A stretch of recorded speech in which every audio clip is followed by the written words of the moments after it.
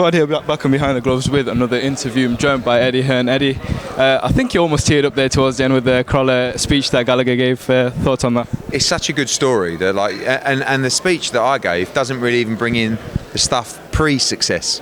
You know, the fight against Kieran Farrell where he's fighting for his career, the loss in the prize fighter semi-final where it looked like his career was like virtually over.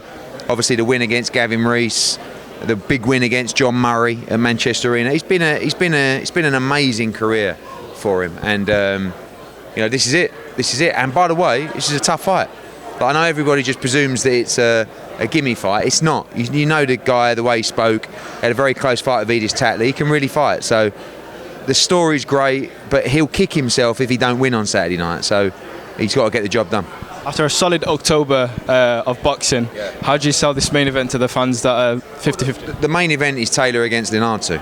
Crawler will be on last because obviously he's got the right to be. And you know, Katie Taylor is main eventing because she's become a huge global star in the sport. Some people don't like it. Some people are old-fashioned and say, oh, women's boxing. Well, the truth is, Katie Taylor, forget female, forget male. She's one of the most entertaining fighters on the planet. Crawler will go last. He's got huge support. We'll have 8,000 or 9,000 in the arena. It's going to be a great atmosphere. And by the way, other good fights on the card as well. Martin Bacoli against Rodney Hernandez, good fight. Felix Cash against Jack Cullen for the Commonwealth middleweight title, good fight. Kez Ashfaq against Joe Ham, good fight. So there's a lot of good fights. So Terry Harper against Vivian Obanoff, good fight. This is a really strong card. October was one of those months where everything, you know, we had the highs of 3 Fight of the Year's contenders in Golovkin Derevenchenko, Robbie Davis Jr. against Lewis Ritson, and of course last week in Progress Taylor, you know, we had the heartbreak of losing Patrick Day. You know, this is the ups and downs of boxing, but we go into November now with this, with Canelo Kovalev on DAZN and Sky Sports. The week after, KSI against Logan Paul. And then we've got Callum Smith against John Ryder. Then we've got our Monaco show. Then we go into the AJ fight. It's just every week now to the end of the year is just relentless boxing. All right, moving on. Just want to take your sort of thoughts on something that unfolded last night. Canelo's obviously fighting this weekend, but firstly I just want to talk about his recent comments towards his promoter Oscar De La Hoya, saying he's not loyal and stuff like that. First of all, what's your reaction? And also, if you had a fighter that was sort of in the same position, how would you deal with it? It's not really any of my business. You know, I don't really know what's going on there. I saw the comments, I saw the interviews that Mike Coppinger delivered. It's never great, you know. I mean, publicly as well. That's the key, is that sometimes a lot of these spats or bad relations should be kept behind closed doors. Obviously, it's got that bad that it's spilled out of those closed doors. For me, if it was it's like Anthony Joshua going up to a presser and going, this guy's not loyal, he's this, he's that. Like, I would hope that we would never be in a position like that. And if we were getting that way, we'd sort it out before it got that way. So again, there's lots of stuff we don't know. And, you know, it's their business to sort out, but obviously it's got a lot of headlines. You know, Oscar De La Hoya is a big name. You know, you're talking about one of the biggest pound-for-pound stars in recent times in De La Hoya, promoting the current pound-for-pound star, and you've also got Bernard Hopkins. You know, it's like there's a lot of star power up there. So yeah, it's unfortunate for everybody, and it's not a good look. He's fighting obviously Sergey Kovalev, light heavyweight division. A lot of people are picking him due to age, and you know, because he's at the prime of his career. I've asked a few other pundits and whatnot in boxing, how would you see him fare against the younger, hungrier guys like Beterbiev in that division? Tough fights. I mean, by the way, Kovalev's a tough fight.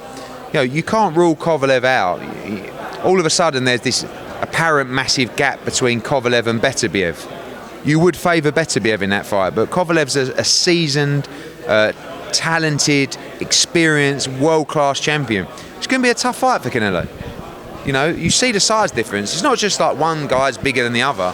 One guy's a big world champion at light heavyweight. The other guy's a middleweight.